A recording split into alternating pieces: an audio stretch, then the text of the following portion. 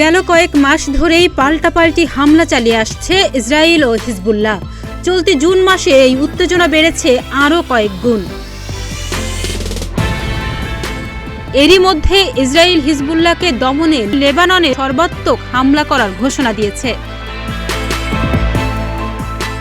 এ নিয়ে হিজবুল্লাহ পাল্টা হুমকি দিয়ে বলেছে, তারা আক্রান্ত হলে বিশ্বের মানচিত্র থেকে মুছে যাবে ইসরায়েল।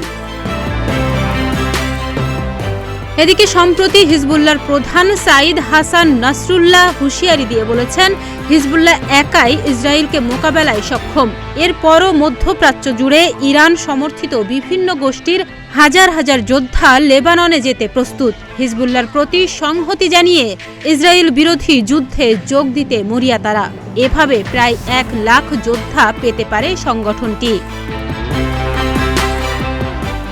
27 জুন আল জাজিরার প্রতিবেদনে বলা হয়, ইসরায়েল হিজবুল্লাহর সাথে যুদ্ধ শুরু করলে লেবাননের ফিলিস্তিনিরা যুদ্ধ করতে প্রস্তুত। এমন প্রেক্ষাপটে ইসরায়েল ও হিজবুল্লাহর মধ্যে সর্বাত্মক যুদ্ধ পুরো মধ্যপ্রাচ্য ছড়িয়ে পড়তে পারে এমন আশঙ্কা বিশ্ব নেতাদের। কারণ হামাস ও হিজবুল্লাহ এই দুই সংগঠনকেই সমর্থন করে ইরান।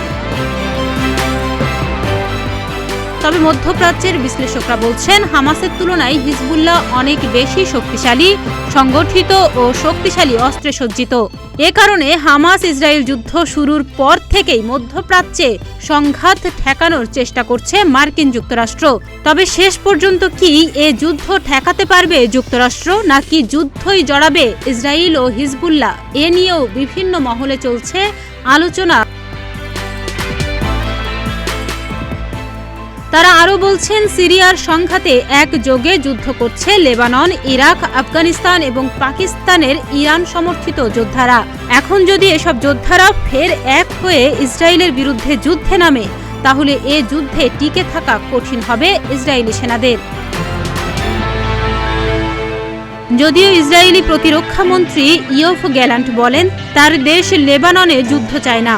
তবে কূটনীতিক প্রচেষ্টা ব্যর্থ হলে হিজবুল্লাহর উপর ধ্বংসযজ্ঞ চালানো হবে। এ তথ্য নিশ্চিত করেছে ইসরায়েলি গণমাধ্যম হার্জ। বুধবার ওয়াশিংটন সফরকালে তিনি আরও বলেন, যুদ্ধ চাই না আমরা, তবে সব পরিস্থিতির জন্যই প্রস্তুতি নিচ্ছি।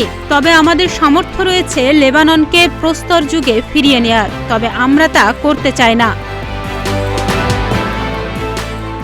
এর আগে ইসরায়েল হিজবুল্লাহ সবশেষ বড় আকারের সংঘাত হয়েছিল 2006 সালে।